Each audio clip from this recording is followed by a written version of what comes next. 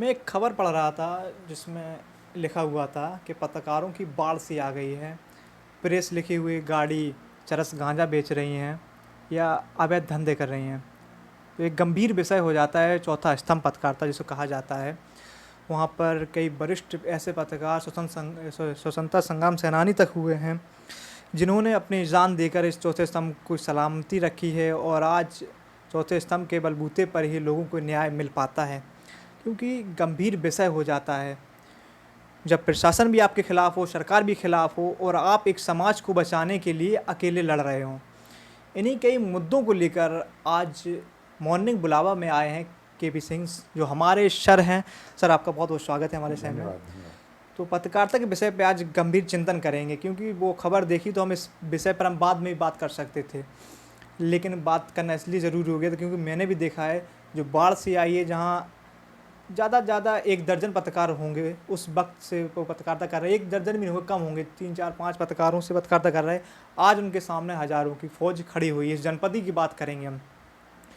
Sir, जिस वक्त आपने पत्रकारिता शुरू करी थी, हम उन मेन सवालों से शुरुआत करेंगे क्योंकि कम समय में ज़्यादा बात हो जाए। जब आपने पत्रकारिता की शुरुआत की थी तब कितने लोगों की संख्या थी पत्रकारों की, और आज जो आप पत्रकार देख रहे हैं आज कितनी है लगभग? मान्यता प्राप्त पत्रकार 9 थे। हम तो अखबार के संपादक थे, दैनिक अखबार के। जी। तो उस समय अभी भी ये है, व्यवस्था ये है कि संपादक की मान्यता नहीं होती, तो संपादक की भी 2 या 3 दैनिक अखबार निकलते थे, तो उनको भी जोड़ लीजिए। तो जो मुख्य धारा के पत्रकार थे वो 10 या 12 से ज़्यादा नहीं थे। उनमें से 10 या 12 से में भी कई लोग इतने सीनियर होते थे कि फील्ड पे मुश्किल से हम ही लोग 3-4 लोग जो युवा थे, मतलब वो निकलते थे, बाकी कोई नहीं निकलता। आज हज़ारों की संख्या पहुंच गई। संपादक उस वक्त समझिए 10 मिलाकर होते थे, आज हज़ारों की जो संख्या पहुंच गई है। इसमें आप पॉजिटिव सोचते हैं या नेगेटिव सोचते हैं इस पॉइंट को नहीं लेकर? है, इसके कुछ पॉजिटिव भी है इसमें, कुछ और निगेटिव लेकिन ज़्यादा है। सही बात यह है कि जिन्हें पत्रकारिता की कोई तमीज़ नहीं है, जिनका पत्रकारिता की नैतिकता से कोई सरोकार नहीं, उसकी एथिक्स से जिनका कोई लेना देना नहीं है, आज वो लोग भी पत्रकारिता की दुनिया में आ गए। क्योंकि चैनल बेच रहे हैं अपने को, अखबार अपने को बेच रहे हैं, संवाददाता किसी को भी बना देते हैं। अब पहले ये रहता था कि पत्रकारों पे अगर कोई थोड़ा सा पत्रकार भटक गया तो उस पर केवल ये आरोप रहता था कि वो सट्टा खिलाने वाले को, स्मैक बेचने वाले को संरक्षण देता है, उसकी पैरवी में जब तक पहुंच जाता है, और ज़रूरी नहीं कि वो भी उसकी पैरवी मान ली जाए। लेकिन आज तो ये होने लगा कि जो इस तरीके का काम करते हैं, जो समाज में गलत धंधे करते हैं, जो सट्टा खिलवाते हैं, जो पता चला स्मैक बेचने में या गांजा बेचने में जो लोग शरीक हैं, जो लोग अपने घरों में जुआ खिलवाते, वो वही पत्रकार बने जा रहे हैं। और ऊपर के लोग अगर उन्हें पर्याप्त रुपया मिल जाए, संपादकों का स्तर इतना नीचे गिर गया कि वो इसका परीक्षण भी नहीं करते कि ये खबर लिख पाता कि नहीं लिख पाता, खबर बोल पाता कि नहीं बोल पाता, खबर की इसको तमीज़ है कि नहीं, इसका बैकग्राउंड क्या है, इसका धंधा क्या है, ये भी पता करने की कोशिश नहीं करते। अगर उनसे शिकायत की जाए तो भी गौर नहीं करते। उन्हें तो अपने रुपए से मतलब है, वो अपना रुपया अपनी जेब में डाल लेते। ऐसा भी नहीं कि वो उस संस्थान में जिसका वो बना रहे हों प्रतिनिधि, उसको भी पैसे देते हो, कुछ उसका भी जमा करा लेते। तो किसी हर अरे गहरे नत्थु खैरे को इस बीच में, चूँकि देश में बड़ा विकास हुआ मीडिया का, तो स्वाभाविक रूप से है कि मीडिया के संस्थान तो बढ़े ही, अखबार भी बढ़े बहुत ज़्यादा, टीवी चैनल भी बढ़ गए, पोर्टल भी बहुत बढ़ गए। तो अब गुंजाइश बहुत ज़्यादा पत्रकार नियुक्त करने की हो गई। अब बिजनौर का जो पोर्टल है, उसका जालौन में पत्रकार होने का क्या मतलब है?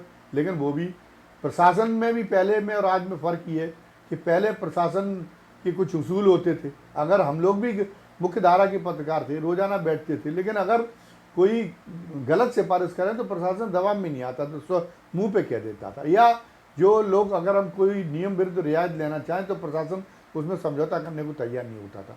आज ये कि अधिकारी, या तो कहिए भ्रष्टाचार बढ़ गया प्रशासन में इस वजह से, या जो भी वजह रही हुई, आज अधिकारी के सामने न्याय की भावना से प्रशासन करने की कोई भावना नहीं रह गई। वो भी ये देखता है कि अगर गांव वाला कोई आदमी आया है, निकल रहा है, तो उसको रोक ले, उसकी गाड़ी का चालान कर दो। शहर का कोई आदमी अप टू डेट जा रहा है, उसकी गाड़ी रोकी भी नहीं जाती। हर मसले पे ये तो पत्रकार बनने के बाद सुविधा ये हो जाती कि पुलिस आएगी ही नहीं। पुलिस को अगर पता भी कोई कह भी दे, अगर कहीं एक जगह तो ये हो गया कि एक जगह लोगों ने फर्जी एसओजी बन के और चावल वाले ट्रक को रोक लिया और 3.5 लाख रुपए मांगने लगे। फिर बाद में वो चावल वाले ट्रक के ड्राइवर को किसी तरह से समझ में आया, उसने एसपी को, तत्कालीन एसपी को टेलीफोन कर दिया। तो एसपी ने जब एसओजी को वास्तव में भेजा तो जो गैर पत्रकार थे, जिसने पत्रकार के रूप में परिचय दे दिया, उनको छोड़ दिया। अरे उन्होंने क्यों छोड़ दिया? वो पत्रकार तो थे ही नहीं। वो पत्रकार इसलिए बने गए थे कि वो, उन्हें पता था कि ये 2.5-3 लाख रुपए एक ट्रक में मिल जाता है, जो चावल के ट्रक, कंट्रोल का चावल बेचने के लिए राठ में औरैया जाती रहती। तो वो एसओजी बन गई। ये तो लूट, शुद्धतम लुटेरे थे, कोई समझौता नहीं करना चाहिए था। तो प्रशासन का रुख भी बहुत समझौतावादी हो गया। तो ये भी एक पत्रकारिता के प्रति आकर्षण इसलिए भी बढ़ गया है गलत लोगों का, कि वो समझते हैं कि गलत अगर हम काम करते हैं तो हमारे यहाँ कोई दबिश नहीं आएगी, हमारे खिलाफ कोई जांच नहीं होगी। सर, मैंने जब आपसे सीखा तो आपने बहुत उस वक्त चर्चा की थी, ये चर्चा आपने की थी कि कुछ भी हो जाए, कलम बिकती नहीं थी और टूटती नहीं थी जब तक वो सच लिख ना जाए, चाहे कितनी धमकी भी आ जाए, प्रशासन आ जाए। लेकिन आज तो उन्हें 100-200 वाली पत्रकारिता में उन्हें कितनी बड़ाई निकाल दें कि तो आधा पेज लिख दें। तो उस वक्त वे जो पत्रकार भटक गए हैं कि आपने उस वक्त सरकार से भी लड़ाई लड़ी, प्रशासन से भी लड़ाई लड़ी, आज लड़ाई लड़ने के जहाँ चापलूसी हो रही है।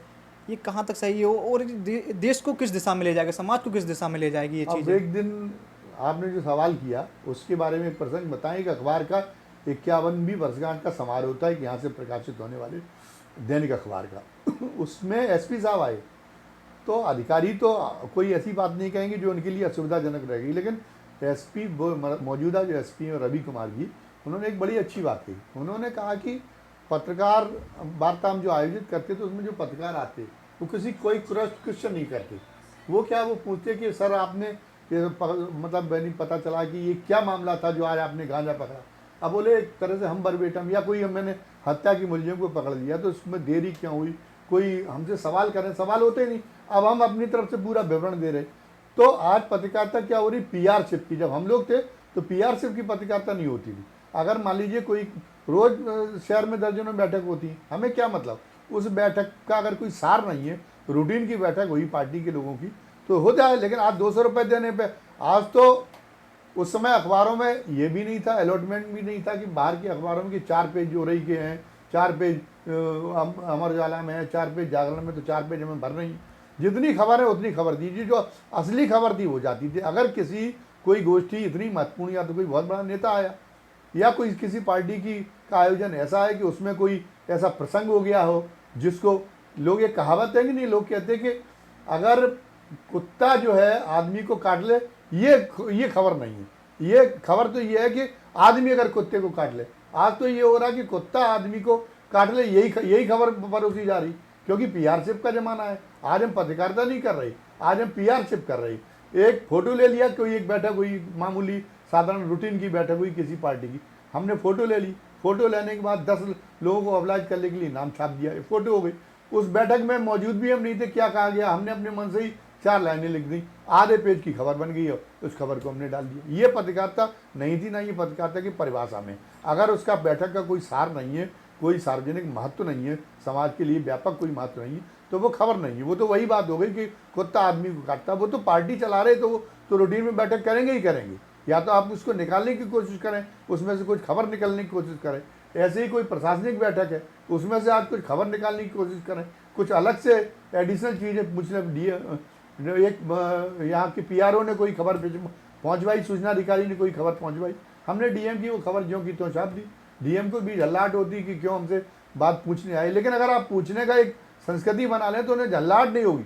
रोज़मर्रा की हम खबरें छापने के लिए थोड़ी है, हमारा कोई जिला प्रशासन का अखबार या जिला प्रशासन का चैनल थोड़ी है कि जो हम रोज़ की रोज़ खबर छापे। रोज़ उनकी बैठक तो रोज़ होगी, उनकी बैठकों से किसी बैठक में कोई बड़ी महत्वपूर्ण बात हो रही है तो खबरें भले ही आप 4 छापें, उसका नतीजा ये है कि जब आपने पीआरशिप का कर दिया, लोकल में भी पीआरशिप की पत्रकारिता को बढ़ावा दिया, तो नतीजा ये कि जो बड़ी बड़ी घटनाएं संसार में और देश में और प्रदेश में हो रही वो छूट जाती हैं, या उनको बहुत छोटी 4 लाइनों में उनको निपटा दिया जाता है। जबकि हमारा काम है खबरों के माध्यम से जागरूक करना, समाज के लोगों के अंदर एक चेतना का विकास करना।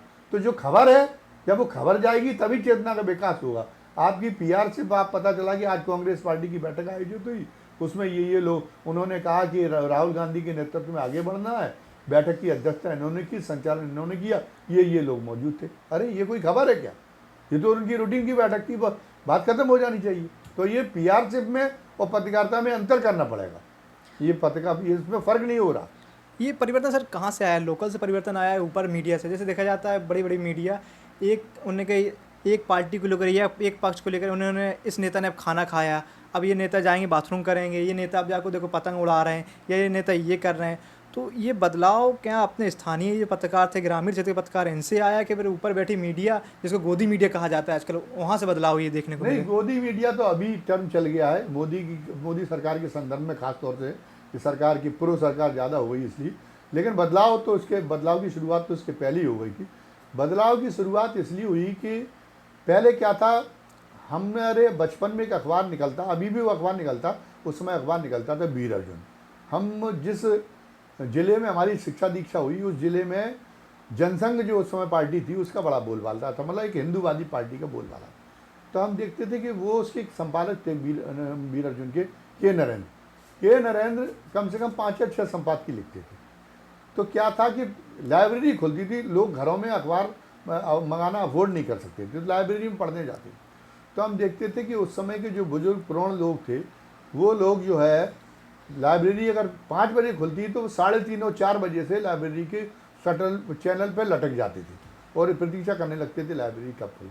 तो जैसी ही लाइब्रेरी खुलती थी वो पता चला कि वीर अर्जुन का वो पन्ना यूँ करके खोल के रख दिया जाता था, बीच में स्प्रिंग की पेन उसको बोर्ड पे रख दिया जाता था, तो उसको पढ़ने में सुविधा रहती थी। तो उस पर 20 लोग एक साथ टूटते थे। तो उसमें कोई भी उस जगह की खबर जहाँ हमारी पढ़ाई थी, जहाँ का लोकल की कोई खबर नहीं होती थी, सालों में एक आध बार कोई छप जाती थी। तो लोग अखबार, कहने का मतलब ये है कि लोग पहले अखबार पढ़ते थे, इसके लिए लोकल की खबरों के लिए अखबार नहीं पढ़ते थे। पहले लोग विचारों के लिए अखबार पढ़ते थे। जब विचारों की बजाय खबरों के लिए लोग अखबार पढ़ने लगे, फिर लोग चाहने लगे कि हमारी स्थानीय खबरें भी छपें। तो अब ये हुआ कि उसके बाद में कुछ लोगों ने, मान लीजिए महत्वहीन बैठक हुई, अब हमारे पास में एक ही पेज है, तो उन दोनों पत्रकारों को चुनाव करना पड़ता था कि भाई अब कौन सी खबर दी जाए, कौन सी नहीं दी जाए। तो या तो अखबार को विज्ञापन देता हो तो अखबार मालिक का दबाव रहता था कि भाई इनकी खबर जरूर छाप देना, ये अपनी विज्ञापन पार्टी। फिर कई लोग ये थे कि कई लोग पत्रकार को डायरेक्ट पैसे देने लगे, तो वो अगर विज्ञापन नहीं भी देता तो वो धीरे धीरे एक परंपरा बन गई कि हर छुटवैया नेता अपने राजनीतिक कैरियर के विकास के लिए या अपनी संस्था जिसमें वो कोई एनजीओ चला रहा है तो एनजीओ में और ज़्यादा फंडिंग कराने के लिए वो उसमें कटिंग माँ लगानी पड़ती थी, वो चाहता था अखबार में हमारी खबर छप जाए। तो वो एक बढ़िया पार्टी आयोजित करता था और उस पार्टी के बाद में एक लिफाफा भी देता था। अब ये रोग जो है बहुत चरम सीमा पे पहुंच गया। पहले तो थोड़ी शुरुआत हुई थी, आज तो स्थिति ये है कि जब हम बता रहे हैं कि तब तो पत्रकार को खबर के मामले में चूजी होता था, एक ही पेज है तो अब एक ही पेज में सबको निपटाना है। आज एक पेज नहीं है, 4 पेज है, 4 पेज लायक खबर नहीं मिल पाती, लेकिन फिर भी कैरियर का बढ़ावा देना है। अब वो चाहता है कि मुझे इस पार्टी में लगा कि मैं ही सबसे ज़्यादा सक्रिय हूँ, तो मैं कटिंग दिखा के और इसमें कोई जो पोस्ट ले सकूँ, टिकट ले लूँ। तो वो क्या काम करता है कि वो पैसे देता पत्रकार को, पत्रकार फिर उसका नाम जरूर छापेगा या उसकी जहाँ उसकी फ़ोटो आ रही होगी उसी फ़ोटो को छापेगा। तो ये पत्रकारिता में बड़ी एक तरह से अब संस्कृति को बढ़ावा मिला है इसके चलते। सर ये शब्द आपने कहा है, इसको लेकर मैं कहूँगी अब पत्रकारिता एक जातिवाद पार्टी विशेष की हो गई है। उन्होंने कही इस जाति के हैं तो हम ये अखबार चलाएंगे या इस पार्टी खबर लगाएंगे, ये विशेष तौर से देखा जा रहा है। अब समाज को लेकर या जो समस्या है, मूलभूत सुविधाओं को लेकर अब पत्रकारिता नहीं हो रही, ये कहाँ तक घातक है? और क्या लगता है आने वाले समय में चौथा स्तंभ जिसको कहते हैं पत्रकारिता को, वो भी एक ढांचा रह जाए, खत्म हो जाएगा? ये देखिए, पूर्वाग्रह तो पहले भी थे। जब पहली बार केंद्र में बदलाव हुआ जी, तो लाल कृष्ण आडवाणी जनसंघ जो घटक थे, जनता पार्टी की सरकार आई 1977 में, तो लाल कृष्ण आडवाणी मतलब वो थे, उसके जनसंघ घटक की तरफ से सूचना प्रसारण मंत्रालय उनके पास में था। तो उन्होंने जितनी भी दिल्ली के बड़े अखबार थे सबके वो संपादक हटवा दिए जो उनकी विचारधारा के विरोधी थे और उन्हें सारे के सारे अपने संपादकों की भर्ती करा दी। फिर आरएसएस ने अपनी विद्यार्थी परिषद के माध्यम से मतलब उन्हीं में से जो विज्ञप्ति लिख लेते थे लड़के, उनको धीरे धीरे उनकी सिफारिश से अपने संपादक नियुक्त करिए, उनके जरिए उनको संवाददाता, वही लोग आज बड़ी कुर्सी पे पहुंच गए।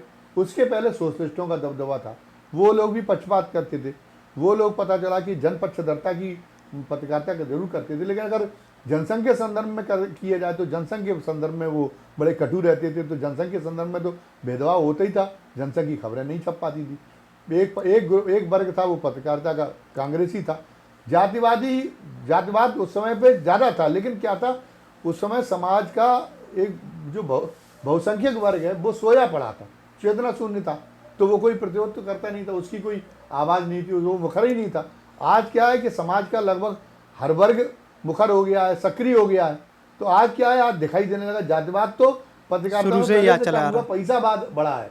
आज पैसे जो दे रहा है वो हम कितने भी जातिवादी क्यों ना हो, लेकिन पैसे हमें अपनी जात के लोगों नेताओं से नहीं मिल रहा है, हमें दूसरी बिरादरी के जिससे हम चिढ़ते हैं उससे मिल रहा है। तो हम जो है छापेंगे। पत्रकारिता में केवल सांप्रदायिकता तो बढ़ी है, लेकिन पैसा बाद बढ़ा है। जातिवाद का पत्रकारिता में जातिवाद का शुरुआत से ही प्रकोप चला तो आ रहा है वो तो। हाँ वो आ रहा है, उस पहले से कम हुआ है। अंतर केवल इतना आया कि अब कई बार तकलीफ इसलिए होती क्योंकि वो अब समाज का हर तबका सक्रिय हो गया, हर तबका अपने अधिकारियों के प्रति सचेत हो गया। तो जब उसको स्पेस नहीं मिलता है, अब दैनिक जागरण का मुझे ध्यान है कि एक बीएसपी की एक रैली हुई वो लखनऊ में। उसी दिन दैनिक जागरण में एक खबर मायावती जी के बारे में बहुत ही एक अश्लील टाइप की एक खबर प्रकाशित हो गई। तो उसमें बड़ा आक्रोश प्रकट किया गया और फिर उन्होंने कहा कि दैनिक जागरण कार्यालय को जलाने के लिए चलते। तो वहाँ बीएसपी के हजारों कार्यकर्ता, काशीराम जी भी जिंदा थे उस समय, और मायावती जी के नेतृत्व में दैनिक जागरण के कार्यालय में पहुँच गए। मारपीट हुई वहाँ स्टाफ के साथ में, दैनिक जागरण वालों ने रिपोर्ट दर्ज कराई। लेकिन रिपोर्ट दर्ज कराने के बाद में क्या हुआ, तीसरे या चौथे दिन मालिकान ने कहा कि इस मामले को रफा दफा करिए। तो उन्होंने कहा क्यों रफा दफा करें? तो उन्होंने कहा इसलिए रफा दफा करिए कि जो नया मार्केट अखबार के लिए बढ़ रहा है, नई चाहे रीडरशिप के मामले में चाहे विज्ञापन के मामले में, वो उन लोगों में बढ़ रही है। सवर्णों में तो सेचुरेशन हो गया, बहुजन समाज में बढ़ रही जो बीएसपी के से प्रभावित है। तो वो पता चला कि हमारा जो कंपटीटर अखबार है वो उनकी खबरें छाप के कब्जा कर लेगा और हमारे साथ उनकी दुश्मनी के संबंध हो जाएंगे। तो कोई बहुजन समाज का कोई हमारा दैनिक जागरण नहीं छपेगा। तो दैनिक जागरण ने अपमान का घूंट पी लिया और उनकी खबरें प्रकाशित करना शुरू कर दिया। तो मतलब हमने कहा कि इस बीच में उस तबके का जिसकी खबरें कभी छापने की, जो कभी नेतागिरी करता ही नहीं था, कोऑप्शन एक होता था, समायोजन कर लेते थे।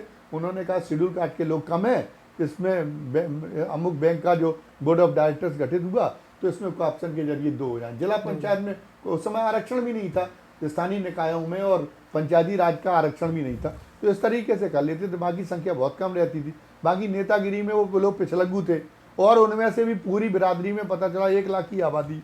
हमें जब पहली बार यहाँ पे जालौन जिले में 1989 में बीएसपी के 3 एमएलए जीत गए, तो हमें पहली बार बड़ा आश्चर्य हुआ, क्योंकि हमें तो पता ही नहीं था कि कुशवाहा समाज के लोगों की भी संख्या इतनी हो सकती है, पाल समाज के लोगों की भी संख्या इतनी हो सकती है कि वो अपना विधायक जितवा लें। तो हमें बहुत आश्चर्य हुआ। हमने कहा कि ये तो, क्योंकि उस समाज में कोई नेता ही नहीं था, उस समाज में पता ही नहीं चलता था। लगता था जिस गांव में गए लोग कहते थे ये तो ब्राह्मणों का गांव है, ये तो ठाकुरों का गांव है, ये तो लोधियों का गांव है, इन जातियों की प्रजापति भी इस गांव में ज़्यादा है। ये कोई कहते ही नहीं था। अजनारी में जाइए कोई नहीं बताता था कि प्रजापति यहाँ ज़्यादा है, कोई नहीं बताता। तो ये अब आज जागरूकता बढ़ी है, तो जागरूकता बढ़ी तो अखबारों के प्रति, मीडिया के प्रति शिकायतें भी बढ़ी है। तो मीडिया को पहले से ज़्यादा सतर्क रहना चाहिए, जातिगत मामलों में पूर्वाग्रह का परिचय नहीं देना चाहिए। लेकिन हम फिर भी ये कहेंगे कि जातिगत मामलों में तो थोड़ा सा समझौता किया मीडिया ने, अब मतलब उतना ज़्यादा नहीं रह गया। एक आध जिस मुद्दे में कोई निर्णायक बन गया, लेकिन इस बीच में सांप्रदायिकता का जहर बहुत ज़्यादा बढ़ा है मीडिया में। और मीडिया में सबसे बड़ा तो इसमें पैसे सबसे बड़ा धर्म है, जो पैसे देता है उसकी खबरें छपती। प्रमुखता से अब पैसे आने लगे हैं। हमारी टीम भी बैठी है, कुछ सवाल इनके भी थे, हमने कहा उनसे भी पूछ लें वो क्या कहना चाहते हैं, क्या सवाल रहेगा। सर, आप नवोदित पत्रकारों को क्या सलाह देना चाहेंगे जिससे इस प्रकार की पूर्वाग्रह या इन स्थितियों से वो बच सके?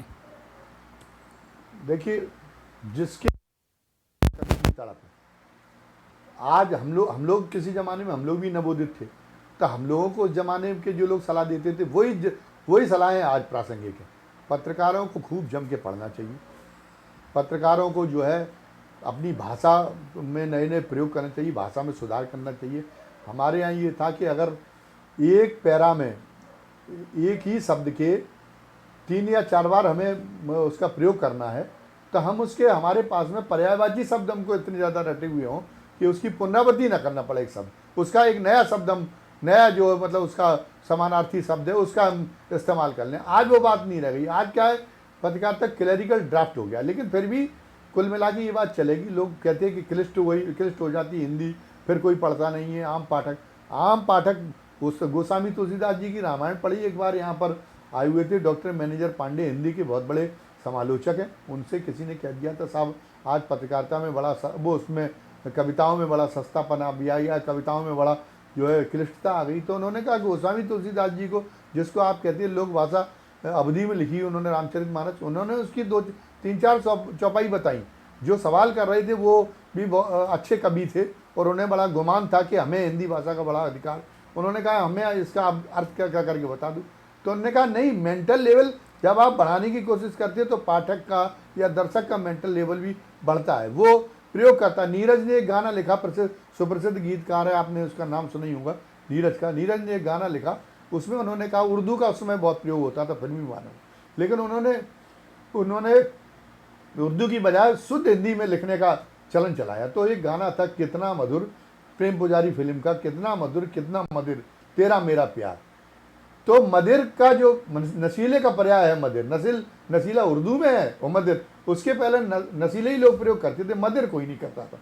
तो मदिर लोगों की समझ में नहीं आया, लेकिन टंकार इतनी ऐसी थी उसकी कि लोग इसके बावजूद भी लोगों ने अपने आप उसका अर्थ ग्रहण कर लिया। तो धीरे धीरे पाठक का विकास करना, पाठक की बौद्धिक क्षमता का विकास करना, दर्शक की बौद्धिक क्षमता का विकास करना, ये भी पत्रकारिता का काम है। आप ये कह के समझौता नहीं कर सकते कि नहीं साहब हमारे अखबार की सर्कुलेशन या हमारी टीआरपी ज़्यादा बढ़ जाए इसलिए हम जो है शब्दों के मामले में नया प्रयोग नहीं करेंगे, हम तो वही चुनिंदा शब्द चलाएंगे। तो आप क्लर्क का ड्राफ्ट थोड़ी लिख रहे हैं, लेकिन ये ज़रूरत फिर पैदा होगी। तो हम नवोदित पत्रकारों से कहते कि आज की स्थिति को मत देखिए, आप भी जो समानार्थी शब्द हैं, जो पर्यायवाची शब्द हैं, पर्यायवाची आपके खूब रटे हुए हों और शब्द जो सामर्थ्य आपकी बहुत प्रबल होनी चाहिए। तो पढ़ने में रुचि बढ़ाएं और शब्द सामर्थ्य की में अपने को बड़ा समृद्ध करें। नीरज गा के शायद इनका भी नाम नीरज सोनी है। यूनुस शेख बैठे हैं। मेरा नाम सर यूनुस शेख है। मैं एक बात जानना चाहता हूँ, पत्रकारिता जगत में आए दिन सोशल मीडिया में ये छाया रहता है कि आइए हम आपको पत्रकार बनाएं, 3500 5000 में आइए हम आपको पत्रकार बनाएं। तो उसमें जो डिटेल लिखी होती है उससे ये लोग पत्रकार किस बेसिस पे बनाते हैं? क्या वो पढ़े लिखे होते हैं या वो डिग्री होल्डर होते हैं? हमको ये समझ में नहीं आया कि इतनी मात्रा में पत्रकार कैसे बढ़ गया। नहीं, अब ऐसा है कि सोशल मीडिया के मतलब अभी तक जो है जो टेलीविज़न है उस तक के लिए कोई भी वो नहीं बना, रेगुलेशन नहीं बना। ये एक बहुत बड़ी कमी है। आप बिल्कुल सही बात है, उसके नाम पे धोखाधड़ी हो रही। वो कोई कुछ नहीं करते, वो सोचते हैं पैसे जमा कर जाएंगे आप, हमारे पास में 2000 लड़के 200 बेरोजगार लड़के पैसे जमा करेंगे। वो सोचते हैं कि उसके जरिए हमें प्रधानों से, शिक्षकों से वसूली करने का एक परमिट मिल जाएगा, तो इसलिए वो पैसे जमा कराने में कोई दिक्कत नहीं होती। जो केवल वसूली के लिए निकले हैं वो 5000 रुपये जमा करेंगे, 50,000 रुपये वसूली कर लेंगे। उन्होंने इतने स्रोत विकसित कर रखे, हमें आज 42 साल की हमारी पत्रकारिता हो गई, हमें वो स्रोत नहीं पता थे। पता चला कि एक दिन हमें अपना बेड मशीन की ज़रूरत थी, तो एक हम डॉक्टर के पास निकले, वो झोला छाप है कि गैर झोला छाप है, हमें ये भी पता नहीं था। वो उसने समझा, वो घबरा गया। अरे उसने कहा चाय और नाश्ता, हमने किया अरे डॉक्टर साहब केवल बेड मशीन आपकी कहाँ रखी, हमें अपना बेड करना है, हम देखो लॉस तो नहीं हो रहा, हमें ऐसा लग रहा। लेकिन वो बहुत घबरा गया। फिर उसने जब हमें बहुत तसल्ली दी, उसे लगा कि वास्तव में ये कोई ऐसे इरादे से नहीं आए। तब उसने बताया कि दीपावली पे और उस पर हमारे पत्रकार आ जाते और सबको एक 2,000 रुपये, इतनी तुम्हारी कमाई भी नहीं हो पाती।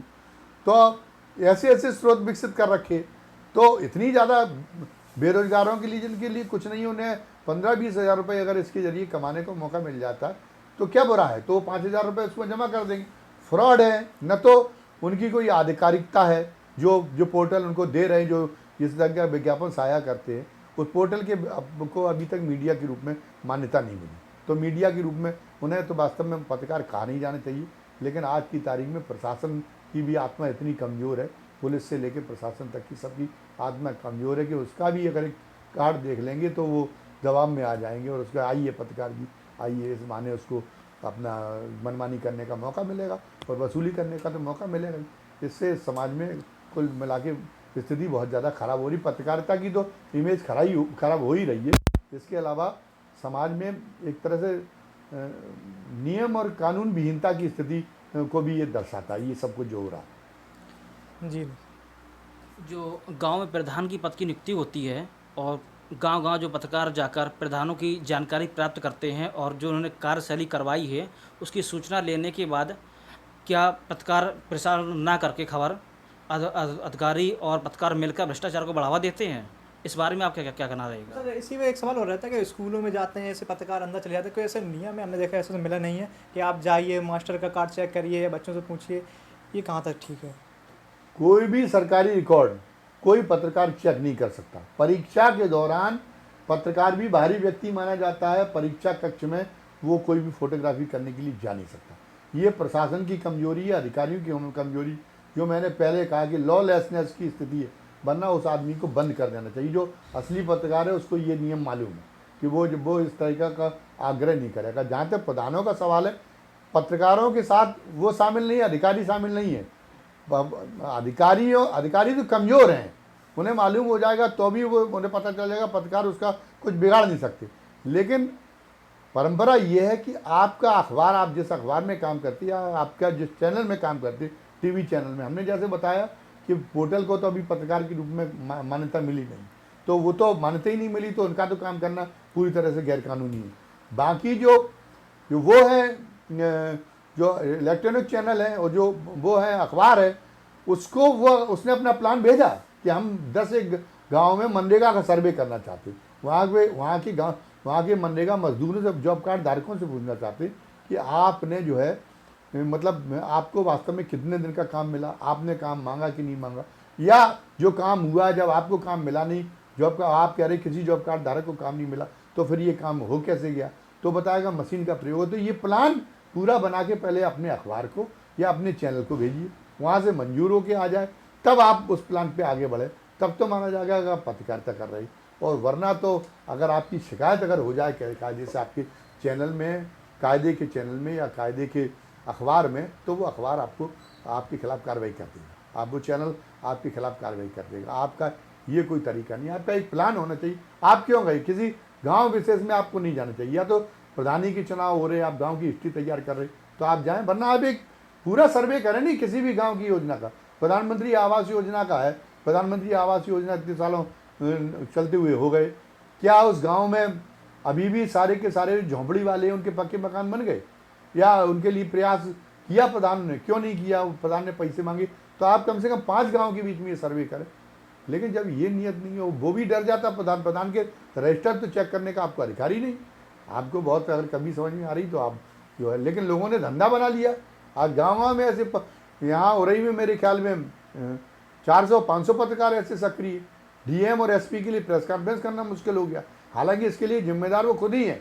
वो इतनी ज़्यादा सूची में क्यों लोगों को लोग बढ़ाए हुए, रेगुलर जो अखबार निकल रहे हैं, जो चैनल हैं जो चलते हैं, उन लोगों को केवल बुलाइए नहीं, आप संख्या को सीमित करिए। तो आज ये वो पत्रकारों की बड़ी बेइज्जती भी हो रही। अब इतने लोगों के लिए नाश्ते का पूरा भंडारा चाहिए, तब उसके लिए उनको खाने पीने की व्यवस्था कर पाए, तो भंडारी का इंतजाम नहीं कर पाते। तो एक सड़ा हुआ समोसा, वो जो कपिला पशु आहार वाले बिस्कुट हैं, वो पता चला पत्रकारों को बड़ी स्थिति गंभीर हो गई है प्रेस वार्ता में। वो तो कभी कभी मिल जाता, कभी वो भी नहीं मिलेगा, कभी कभी वो भी नहीं मिले। तो अब ये स्थिति है। पत्रकार संगठन भी अब इस होड़ में लग गए कि हम अपनी संख्या बढ़ाएं। वो भी इसको नहीं कर रहे कि जो असली पत्रकार है उसी को रखेंगे।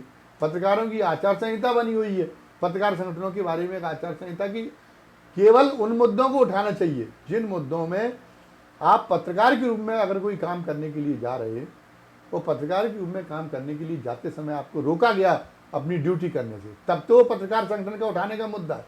लेकिन पता चला कि आपका पड़ोसी से झगड़ा हो गया, अब आपने पड़ोसी को मारा कि पड़ोसी ने आपको मारा, ये तो एक सामान्य नागरिक की हैसियत से, लेकिन पत्रकार संगठन इसमें भी पहुंच जाती। तो इसका पूरा फायदा जो असली पत्रकार हैं वो नहीं उठा पाते। जो जिस किस्म के पत्रकारों को आप लोग गिना रहे, उसी किस्म के पत्रकार इसका असली फायदा उठा पाते। अगर उन्हें प्रधान रोक दे तो पता चला कि यहाँ के पत्रकार संगठन दौड़ पड़ेंगे और कहेंगे कि वो साहब उस पत्रकार का उत्पीड़न हो गया, प्रधान ने उसके साथ व्यवहार किया। शिक्षक ने कहा हम हाजिरी रजिस्टर नहीं देंगे, शिक्षक की हाजिरी रजिस्टर चेक करने का पत्रकार को कोई अधिकार नहीं, उसका संबंधित अधिकारी आए उसको अधिकार है।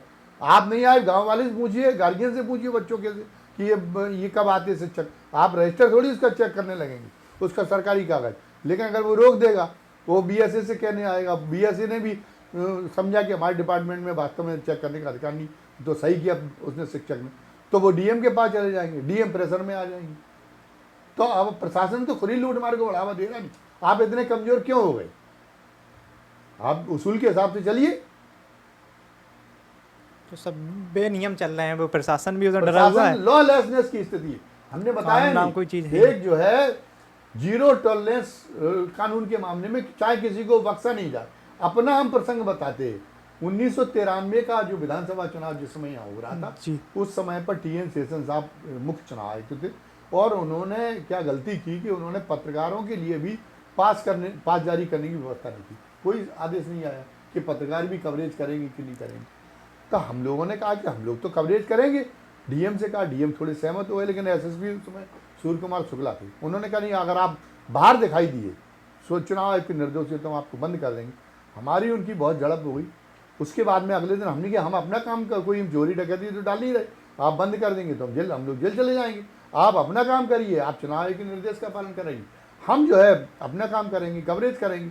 तो हम लोग कवरेज करने के लिए जब गए, 5-6 लोग हुई समय प्रमुख पत्रकार थे, तो वहाँ पर हमको जालौन में कस्बे में जब दाखिल हो रहे थे, तब डीएम एसपी की गाड़ी थी। उन लोगों ने भी दूर से हमको देख लिया, तो हम लोगों को चकमा दे के वो दूसरी तरफ से निकल गए। अगले दिन हमने शाम को कहा कि जब शाम को उनसे ब्रीफिंग करने के लिए गए उनके पास में कि कितना परसेंटेज हुआ, क्या हुआ, तो तब हमने कहा एसएसपी साहब आप तो कह रहे थे, एसएसपी की पोस्ट होती थी उस समय, हमने क्या एसएसपी किया बंद कर देंगे, आप तो हमें देख के दूसरी दिशा में भाग गए। तो उन्होंने कहा अरे, उन्होंने कहा अभी मैं मुकदमा लिखवा दूंगा, मुझे पता नहीं था। कहने का मतलब ये है कि भले ही उन लोगों ने उनने अपरोक्ष रूप में हमारा सहयोग किया, लेकिन सामने मतलब जबकि हम लोग इतने प्रमुख पत्रकार थे, हम लोग डीआईजी को जानते थे, हम लोगों की आईजी भी बात सुनते थे, लेकिन कोई कंप्रोमाइज उन्होंने नहीं किया। नियम नहीं था वास्तव में, वो उनका कहना भी सही था कि जो टीएन शेषन का ये गलत काम था कि उन्होंने पत्रकारों की कवरेज के लिए कोई व्यवस्था नहीं कर रखी थी, तो उन्होंने नहीं करने दिया। लेकिन आज प्रशासन में ये साहस है, आज तो प्रशासन में साहस ही नहीं। योगी जी आए, वहाँ 200 आदमियों के खड़े होने की जगह थी। जब पिछले साल रामपुरा में बाढ़ देखने के लिए आई, वहाँ रामपुरा ब्लॉक में, तो उन्होंने 200 पत्रकार यहाँ 200 पास यहाँ से जारी हो गई थी। अब 200 ही आदमियों के लिए खड़े, उनमें अगर कोई आतंकवादी चला जाए, उसका वेरिफिकेशन हुआ नहीं, जब उसको दर्ज नहीं है विधिवत, वो उसका कोई एलआईयू से वेरिफिकेशन नहीं, कुछ नहीं है, वो पता चला कि वो सारे पत्रकार बदनाम होंगे। श्री प्रेमदूर में जो राजीव गांधी की हत्या हुई, उसमें आतंकवादी तो पत्रकारी बन के तो घुस गए थे। तो आप ये तो चेक करिए पत्रकार है कि नहीं है। आप ऐसे अंधाधुंध पास जारी करने की कोई व्यवस्था तो बनाइए। तो बड़ी धांधलगर्दी हो रही है आज। नीरज जी कोई सवाल?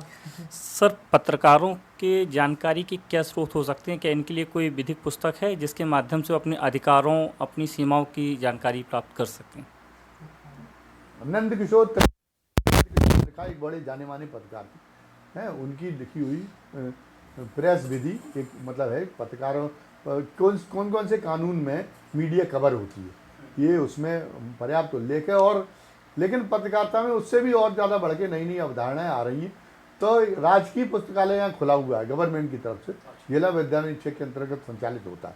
तो राजकीय पुस्तकालय में अन्य विषयों के साथ साथ में पत्रकारों की भी, पत्रकारिता से संबंधित पुस्तकें भी बहुत अच्छी है, मीडिया से संबंधित बहुत अच्छी पुस्तकें हैं। उसकी मेंबरशिप हमें तो पता नहीं, हमने पुराने समय में जब मेंबरशिप ली थी तो वो मेंबरशिप तो 100-150 रुपये में हो ली थी। आज हज़ारों रुपए में आने लगी किताब, तो 1000 रुपये की मेंबरशिप होगी। तो आप उस पता कर लीजिए। कई बार ये रहता पत्रकार नहीं जाते तो उसका खुलने का टाइम बे टाइम खुलने लगती, लेकिन पत्रकार जाएंगे, डीएम का ध्यान आकर्षण करेंगे कि नहीं आप एक टाइम टेबल उसका तय कराइए पत्रकारिता का, तो वो होगा। लेकिन वो राजकीय पुस्तकालयों के लिए हर जिले के सरकार पर्याप्त पैसा देती है, और नगर पालिकाओं को भी एक पुस्तकालय स्थापित करना चाहिए अपना। नगर पालिकाओं में भी इसके लिए फंड आता है, तो नगर पालिकाओं के ऊपर सारे पत्रकार मिलकर अगर दबाव बनाए तो एक नगर पालिका की भी अच्छी एक लाइब्रेरी यहाँ खुल सकती है। हर साल उसके लिए बजट वो देंगे, हर साल किताबों की बढ़िया खरीद होगी, पत्रकारिता से संबंधित किताबें भी खरीदी जाएंगी। बहुत अच्छी किताबें पत्रकारिता से संबंधित आ रही हैं। और बाकी जो है, बाकी अगर आप व्यक्तिगत अफोर्ड कर सकते हैं, लेकिन अब जो नए पत्रकार हैं वो उतर चला, उनके पास तो जेब खर्च का संकट भी है, तो कहाँ से खरीदेंगे 500 रुपये की किताब। वरना किताबें तो उर्दू बाज़ार एक है, साइट है, आप उर्दू बाज़ार डाल लीजिए। उर्दू बाज़ार में अकेली उर्दू की नहीं, हिंदी की भी बहुत अच्छी किताबें और पत्रकारिता से संबंधित बहुत किताबें, ऐसी बहुत सारी साइट है, आप वहाँ से डायरेक्ट मंगा सकते हैं। लेकिन किताबें महंगी हैं। सर बहुत यहाँ के पत्रकार हैं और लोग हैं, हमसे भी चर्चा होती रहती है। सब लोग आपके विषय में जानना चाहते हैं, कोई अपनी अलग राय रखता है, कोई अपनी अलग राय रखता है। जन्म कहाँ से हुआ, किस शहर में पढ़ाई हुई, जनपद जालौन आना कैसे हुआ, पूरा जीवन जानना चाहते हैं, क्योंकि किसी के पास ये जानकारी नहीं है। सब लोग अलग अलग अपनी अपनी राय रखते हैं, वो बहस भी हो जाती है इस विषय में। तो आज इस चैनल के माध्यम से, जिससे एक सही जानकारी लोगों को तक पहुँच सके, हम लोग भी बता सकें। देखो, इसकी पैदाइश तो हमारी इसी ज़िले की है। हमारे पूरे मतलब हमारा गांव भी इसी ज़िले में, पैतृक गांव है, वहाँ ज़मीन है। कुठौन थाने का एक गांव है कोठी निनावली, वहाँ के रहने वाले हैं। लेकिन हमारी मदर 2 साल की उम्र में एक्सपायर हो गई थी, तो हमारी बुआ जी हमको ले गई थी। उन्होंने हमें पढ़ाया लिखाया, तो हमारी शिक्षा दीक्षा भिंड में हुई। तो भिंड में पत्रकारिता का बड़ा अच्छा माहौल। तो दूसरी बात ये कि हम लोगों को राष्ट्रीय अंतर्राष्ट्रीय स्तर के पत्रकारों का सत्संग मिलता था। सत्संग भी सुलभ था, लाइब्रेरियाँ भी वहाँ अच्छी स्थापित की थी। क्योंकि 10वीं समस्या उस समय पंजाब का आतंकवाद भी नहीं आया था, कश्मीर का आतंकवाद भी नहीं आया था। तो क्राइम फ्रंट पे देश की नक्सलाइट आंदोलन भी था, तो वो भी एक कोने में सिमटा हुआ था। क्राइम फ्रंट पे देश की सबसे बड़ी जो खबर थी वो चंबल के डकैतों की थी। तो भिंड उसका एक प्रमुख केंद्र था। तो भिंड में राष्ट्रीय अंतर्राष्ट्रीय पत्रकारों का आना जाना बना ही रहता था। वो लोग हम ही लोगों से खबरें जुटाते थे, तो उनकी प्रतिस्पर्धा में कि वो कैसे क्या सूचनाएं चाहते, तो हम लोग भी बहुत कम उम्र में उसके लिए पर्याप्त तैयार हो गए थे। फिर उन दिनों एक संवाद परिक्रमा, एक फीचर सिंडिकेट चलता था। सबसे ज़्यादा बड़े से बड़े अखबार में जिसकी खबरें सबसे ज़्यादा आर्टिकल छपते थे, वो था एक संवाद परिक्रमा फीचर एजेंसी थी। संवाद परिक्रमा में सबसे ज़्यादा छपने वाले हम थे। हमारी 1982 में ही, क्योंकि उस समय बहुत एज कम थी, वो 1982 में ही हमारा दैनिक जागरण का कवर स्टोरी हमारी छपी थी डकैतों के बारे में। दैनिक ट्रिब्यून में भी हमारी खबर छपी। सही बात तो ये है कि जो मलखान सिंह का और फूलन देवी का समर्पण हुआ, वो हमारी खबरों की वजह से हुआ। हमने एक स्टोरी छापी थी, डकैतों को हथियार कौन देता है। तो फौजियों का एक गुट था, जो भगोड़े फौजी थे, वो उनका फौज में कनेक्शन थे, वो वहाँ से लाके और SLR दे रही थी पुलिस को। अब नए डकैतों का मुकाबला करना उस समय के मतलब जो नए डकैत थे इसलिए मुश्किल हो रहा था, क्योंकि वो उनके पास में सेमी ऑटोमेटिक और ऑटोमेटिक आ गए थे, हथियार आ गए थे। अब वो सेमी ऑटोमेटिक और ऑटोमेटिक हथियार तो उनका लाइसेंस ही नहीं बनता था, सिविलियन को तो मिल ही नहीं सकते थे। तो वो कहाँ से आते, पुलिस ये पता नहीं लगा पा रही। वो हमने पूरी स्टोरी प्रकाशित की, कारतूस कहाँ से दिए जा रहे ये प्रकाशित किया। उस पर 9 दुकानें कानपुर, इटावा, भिंड में सील हुई और बड़ी चर्चा का विषय रहा। उससे तमाम उनके शरणदाता वो पकड़ गए। तो डकैत प्रेशर में आए। मलखान सिंह ने उसके बाद समर्पण का प्रस्ताव भेजा और समर्पण की, फिर उसके बाद मलखान सिंह के बाद फिर कई समर्पण हुए। लगातार समर्पण का एक सीरीज शुरू हो गई, लेकिन वो हमारी खबर है वो मुख्य स्रोत बनी। हमने हमारे देश के एक जाने माने पत्रकार रहे, वो उन्होंने सिख विरोधी दंगों के मामले में सर्वश्रेष्ठ जनसत्ता के संवाददाता हुए थे, सर्वश्रेष्ठ रिपोर्टिंग की आलोक तोमर। वो हमारे सहपाठी थे और कभी बहुत अच्छे थे। पत्रकारिता में लाने का श्रेय उनको हम ही को है, लेकिन हमारे वो सहपाठी थे। तो वहाँ भिंड का एक वातावरण बहुत अच्छा था। फिर हमने कुछ दिनों ग्वालियर में भी किया। यहाँ तो चूँकि हमारा घर था, हमने पहली बार हो रही जब हमारी जालौन से होके हम लोग चले जाते थे कुठौन या रामपुरा, और वहाँ से अपने गाँव चले जाते थे। उरई आने की ज़रूरत नहीं पड़ती थी। उरई हम जब PCS की तैयारी करने के लिए, मध्य प्रदेश लोक सेवा आयोग की तैयारी करने के लिए आए, क्योंकि वहाँ मित्रता, हमारे संपर्क इतना ज़्यादा था कि वहाँ तैयारी नहीं कर पा रहे। तो जब वहाँ से हम लोग यहाँ पर आए हैं, हम यहाँ पर आए हैं, तो हमें उस दिन बस नहीं मिली। तो हमने अचानक वहाँ बस स्टैंड पर, जालौन के बस स्टैंड पर एक कर्मी प्रकाश जो यहाँ का अखबार था, उसमें हमने देखा कि उसमें लिखा हुआ था कि एक पत्रकार की उनकी ज़रूरत है। तो हम यहाँ चले आए। तो हमने उनको कर्मी प्रकाश वालों को इंटरव्यू दिया। तो संयोग से वो एक साप्ताहिक अखबार निकालने वाले थे अगस्त के नाम से, उसके संपादक के रूप में। उन्होंने पहले हमारा ट्रायल लिया 15 दिन, और उसके बाद में सर्कुलेशन वगैरह उनको दिखाई दिया कि हमारी उसके बाद में कर्मी प्रकाश के भी संपादक बन गए। इसके पहले हम करंट जो एक अखबार निकलता था, विलेज की साप्ताहिक अखबारों में सबसे ज़्यादा बिकने वाला अखबार हो गया था। तो वो करंट अखबार के पूरे मध्य भारत क्षेत्र के, मतलब पूरा ग्वालियर चंबल संभाग के पूरे के संवाददाता हम हो गए। और उसमें भी हमने कवर स्टोरी, मतलब फर्स्ट पेज की स्टोरी निकालना मुश्किल थी। चौधरी चरण सिंह जिन दोनों प्रधानमंत्री थे, तो चौधरी चरण सिंह का पहला इंटरव्यू उसमें प्रकाशित हुआ था कवर स्टोरी के रूप में हमारा। आज भी हमारे पास में उसकी सबके अभिलेख मौजूद है। फिर हमने कई दैनिक अखबारों का संपादन किया। फिर दोबारा भिंड वापस गए, तो वहाँ पर हमने एक अखबार निकाला, विवस्वान दैनिक, 1.5 साल वो चला। यहाँ पे हमने कर्म प्रकाश, फिर दैनिक अग्निचरण की तो हमने स्थापना की 1986 में। फिर उसके बाद हम भिंड चले गए, फिर भिंड से लौट के आए, फिर हमने दैनिक लोकसाथी निकाला, उसके संस्थापक संपादक रहे। फिर हमने दैनिक, उसका सर्कुलेशन में भी सबको मात करता था, क्योंकि वो अखबार मंडल आयोग और राम जन्मभूमि आंदोलन के दौर में अखबार निकला। तो अखबार का जो मुख्य धारा की जो मीडिया का जो स्वर था, वो हमने बताया वो बहुजन के खिलाफ था। और हमने उस अखबार को, हालांकि उसके अखबार के मालिकान भी रूढ़िवादी विचारों के थे, लेकिन उन्होंने संपादकीय स्वतंत्रता बहुत दे रखी थी। तो हमारा अखबार जो था वो बहुजन का समर्थक था, मंडल का भी समर्थक था। राम जन्मभूमि बाबरी मस्जिद आंदोलन में भी उसका रुख पूरी तरह से धर्मनिरपेक्षता का रुख था। तो हमें सर्कुलेशन हमारा किसी भी अखबार से ज़्यादा हो गया। उन दिनों बाहर के अखबार यहाँ बहुत ज़्यादा नहीं आते थे, लोकल के अखबार ही बढ़ते थे। फिर हमने एक दैनिक वो भी निकलवाया, सोच समझ के नाम से भी अखबार निकाला। एक हमने साप्ताहिक गेटे यहाँ से अखबार निकाला था। तो साप्ताहिक गेटे का तो ये था, ब्लैक में बिका कई उसके अंक, उसकी लोकप्रियता का आलम ये था। उसके बाद दैनिक जागरण में हम गए, तो दैनिक जागरण में 2 बार हमें देश में सर्वश्रेष्ठ रिपोर्टर का पुरस्कार मिला, 2 बार। और दैनिक जागरण में हमने ऑल एडिशन फर्स्ट पेज की स्टोरी किसी जिले से छापने वाले सबसे अभी तक के रिपोर्टर हम हैं, जिनका रिकॉर्ड नहीं टूटा अभी तक है। फिर हमने स्वेच्छा से उसके बाद में दैनिक जागरण छोड़ दिया 2013 में। और उसके बाद में फिर हमने 2 साल तक कल्पतरू में काम किया। कल्पतरू में भी हमने परसिस्ट निकाला था, आला पे एक रविवारी विशेष परसिस्ट हमारी निकला, 2-3 परसिस्ट हमने उसमें निकाले। बाद में कल्पतरू बंद हो गया। फिर हम अपने एक पोर्टल चलाने लगे जालौन टाइम्स के, क्योंकि हमें लगा कि अब जो है अगला भविष्य वेब मीडिया का है। तो हमने उस पोर्टल को चालू किया झांसी टाइम्स के नाम से, और झांसी में और जालौन टाइम्स के नाम से भी है। तो अब दोनों में लिख रहे। बाकी हमारा मुख्य काम हमने जो बताया विचारों वाली पत्रकारिता का, रिपोर्टिंग का नहीं है। हमने बताया पत्रकारिता का मुख्य तत्व यही। तो अभी भी हम वो जो विचारों वाली पत्रकार आलेख लिखने का काम वो हम अभी भी कर रहे हैं। सर, आपने से बीच में एक डाकू शब्द यूज करा है। उस वक्त पत्रकारों को डाकुओं कैसे क्या संबंध था, कैसे रिपोर्टिंग करते थे, कैसे सूत्रों से काम चलता था, उन्होंने बता दिया या सुनी बातों पर लिख दिया जाता था, इनका संपर्क कैसे होता था? पत्रकार तो उस समय के भी और जो डाकू उस समय के भी रहे हों, चाहे अभी के जो डाकू रहे हों निर्भय, ये पत्रकारों की इज्जत करते थे, पत्रकारों का नुकसान नहीं करते थे। तो हम लोग जो है कई बार कई संपर्क से डकैतों से सीधे भी हम लोगों की मुलाकात हो जाती थी। मलखान सिंह से हमारी तब हुई जब वो फरार था। इस पर फक्कड़ से भी हमारी मुलाकात हो चुकी थी।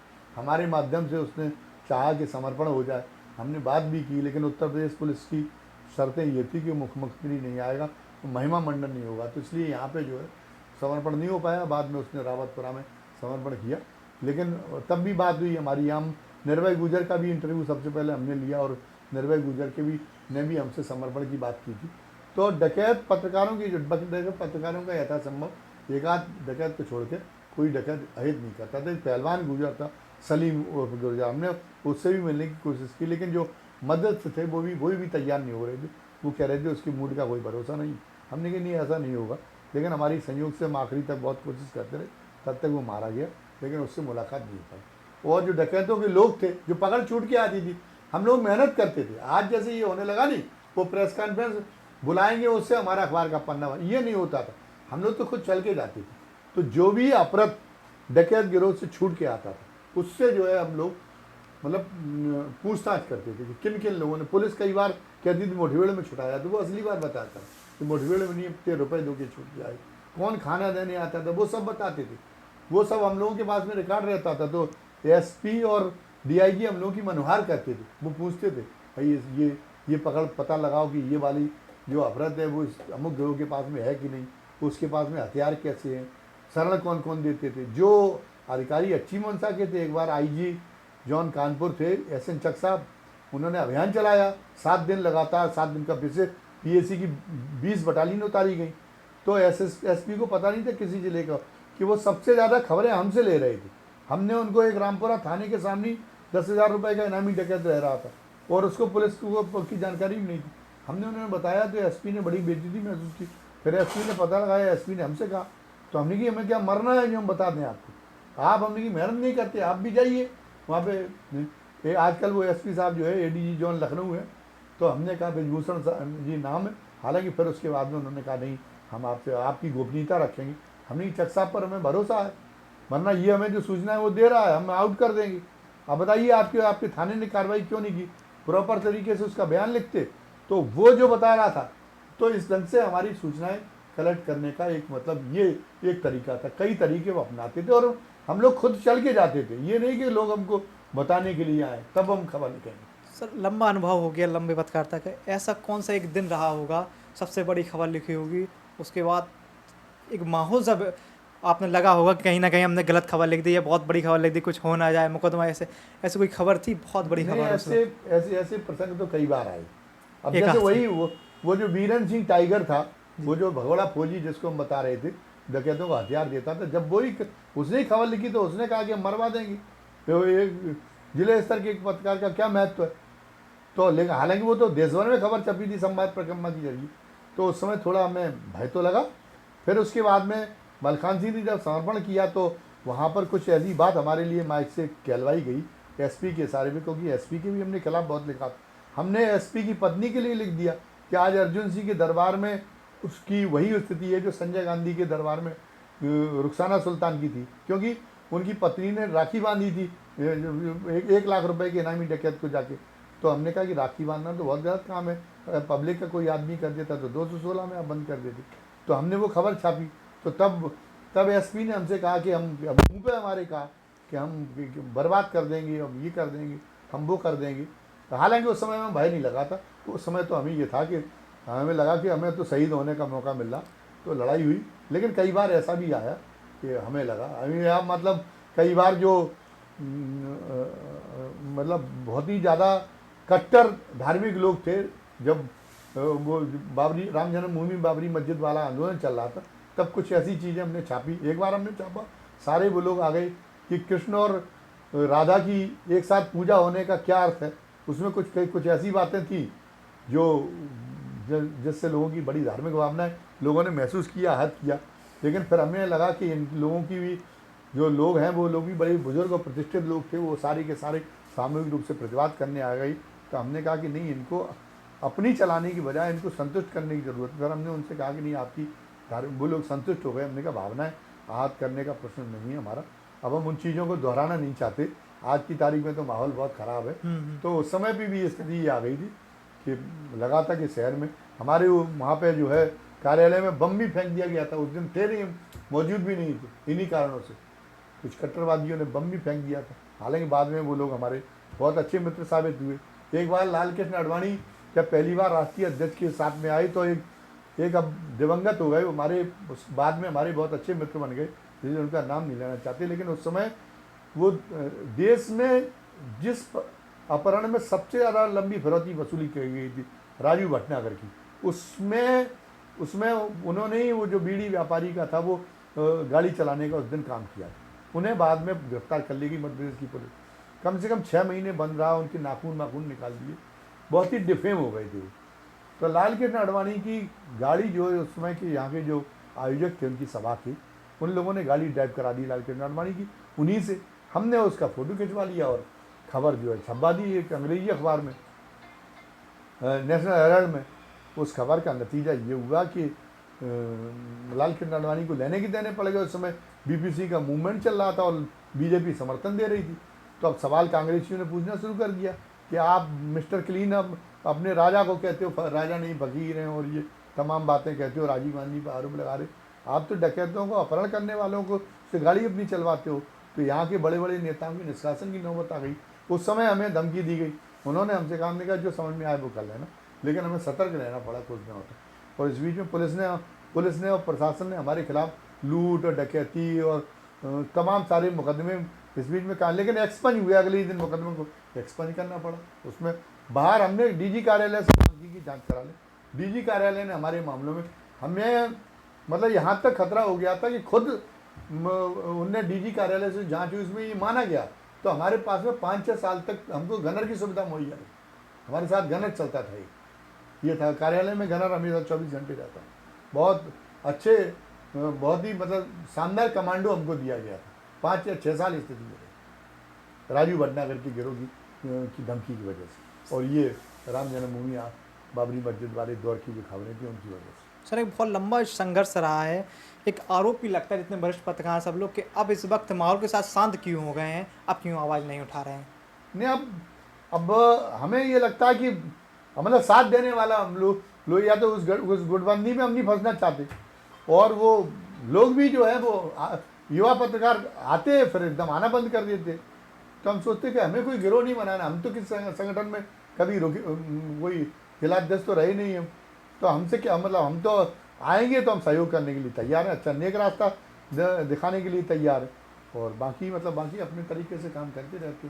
और हमने बताया विचारों वाली पत्रकारिता हम मुख्य रूप से कर रहे, रिपोर्टिंग कम कर रहे, विचारों रिपोर्टिंग कर ही नहीं रहे एक तरीके से, तो हमें कोई बहुत ज़्यादा सरोकार भी नहीं रहा। हमें लगता है कि आप सारे लोग इतने जूनियर लोग हैं, तो अब इनके बीच में हमारा पहुंचना तो प्रधानमंत्री आ जाएं, बिल्कुल समय इतनी बड़ी यार सोनिया गांधी आ जाएं कांग्रेस से, तब तो ठीक है, लेकिन मतलब रोजमर्रा में हमारा पूछना, हमारा पहुंचना, आप लोग हमारा अदब करें तो आप लोग भी ढंग से काम नहीं कर पा रहे और हम लोग भी ढंग से काम नहीं कर पा रहे। इससे बेहतर ये करना चाहिए, ये है। बाकी बाकी कोई कारण नहीं, लड़ाई अभी जारी है। लड़ाई अभी जारी है।